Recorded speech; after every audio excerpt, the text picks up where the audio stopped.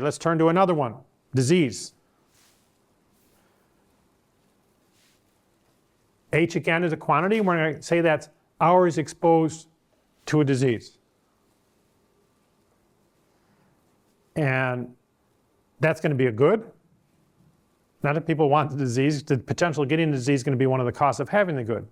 But they like, especially in infectious disease, they like to be with other people. For work, for school, for other purposes. But that carries a risk of catching a disease. And I'm going to focus, to be a bit morbid, I'm going to focus on the mortality risk. Of course, diseases can harm you without actually killing you. Same analysis, but we're going to refer to the mortality cost. So T is your probability of death from the disease per hour of being exposed to other people. And then we're going to have a medical innovation comes along and reduces little t. Makes being exposed to the disease less deadly.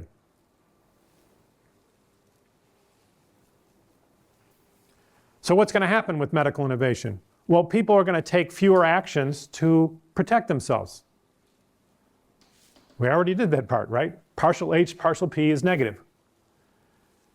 They're going to spend more hours at risk if the price of those hours falls. Again, you can see I've almost copied from the previous slide. It's the same analytics.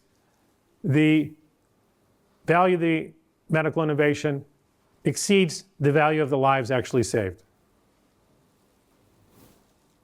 So as an economist, we would not judge medical innovation on whether how many lives it saves. That would be a lower bound.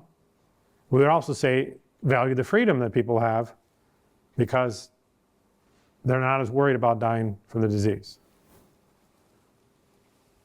You got no new analytics here. I'm labeling variables.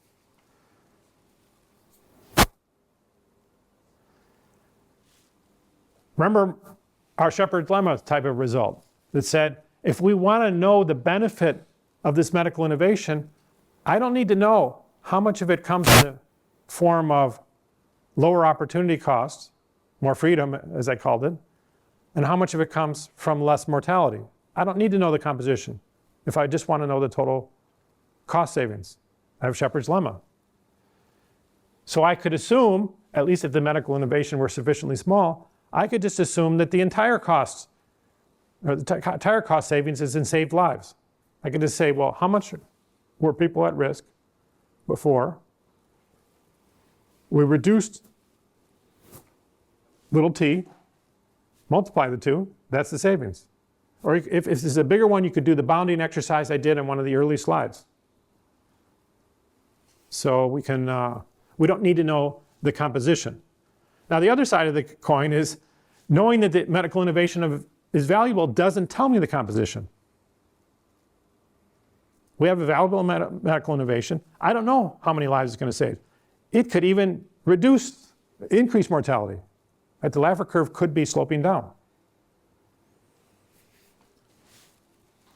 So the value of the innovation could be more than 100% of that value could be in the freedom people get.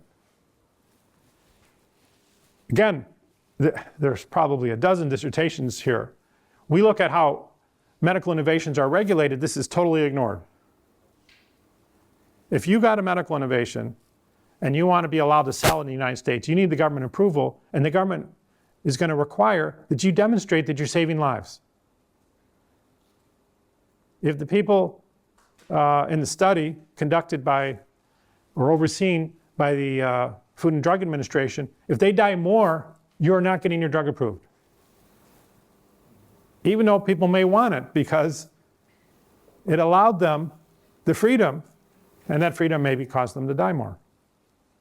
Those sort of innovations aren't allowed,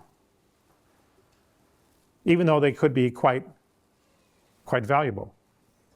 Particularly, this is the case when the T is at a high, so when we have a very dangerous disease. Remember, this is the part where Laffer can have the downward slope.